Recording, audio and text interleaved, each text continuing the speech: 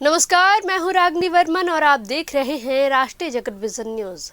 झीरम घाटी नक्सली हमले को लेकर भारतीय जनता पार्टी के राष्ट्रीय अध्यक्ष एवं केंद्रीय स्वास्थ्य मंत्री जेपी नड्डा द्वारा कांग्रेस पार्टी पर लगाए गए अंदरूनी साजिश के आरोपों पर छत्तीसगढ़ प्रदेश कांग्रेस कमेटी के संयुक्त महासचिव छविंद्र कर्मा ने कड़ा पलटवार किया है। छविंद्र ने नड्डा के बयान को झीरम घाटी में शहीद हुए कांग्रेस नेताओं व कार्यकर्ताओं का घोर अपमान बताया है।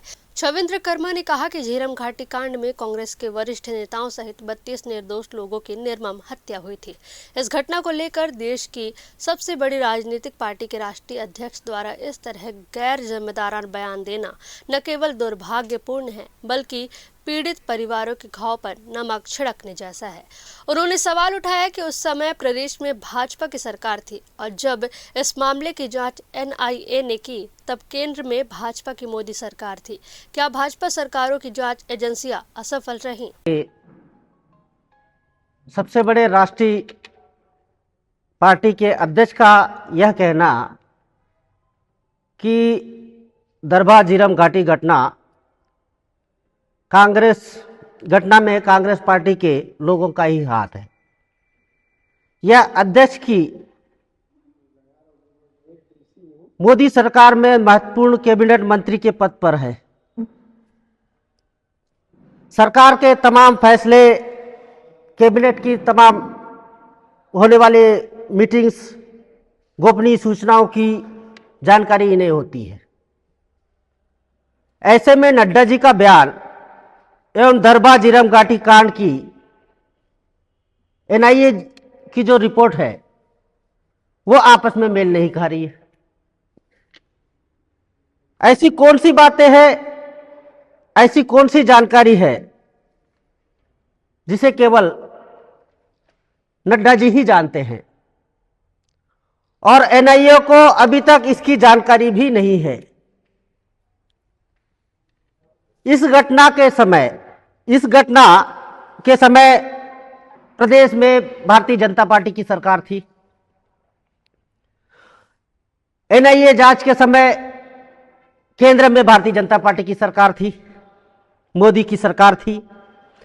25 मई 2023 को इस दुखद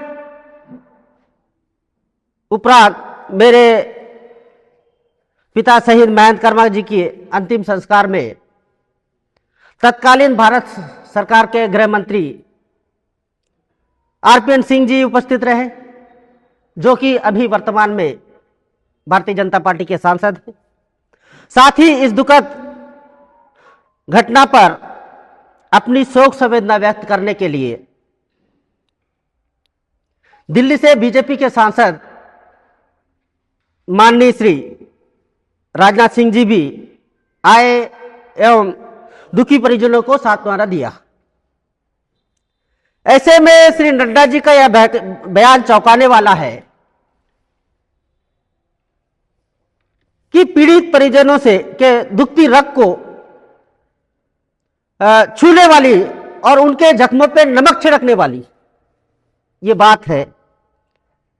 इसलिए मेरा केंद्रीय गृह मंत्री जी से मांग है, इस नृशंस सामूहिक नरसंहार की फिर से जांच कराई जाए। इस जांच में श्री नड्डा जी को भी शामिल किया जाए ताकि देश को मालूम चल सके कि स्वतंत्र भारत के सबसे बड़े राजनीतिक हत्याकांड में असली सूत्रधार, गुनाहगार, साजिशकर्ता कौन लोग हैं। सरकार इस जघन्य हत्या को महज नक्सली घटना कहकर अपनी जवाबदारी से बच नहीं सकती। भारत की व प्रदेश की जांच एजेंसियों से मेरा पुरजोर मांग है कि सामूहिक हत्याकांड के लिए जो भी गुनहगार हो जल्द से जल्द पर्दाफाश करे, दोषियों को कड़ा से कड़ा कार्रवाई की जाए। धन्यवाद। फिलहाल इस खबर में बस इतना ही। देश प्रदेश की खबरों से अपडेटेड रहने के लिए हमारे चैनल को सब्सक्राइब करें और नए खबरों की नोटिफिकेशन के लिए बेल आइकॉन जरूर दबाएं। नमस्कार।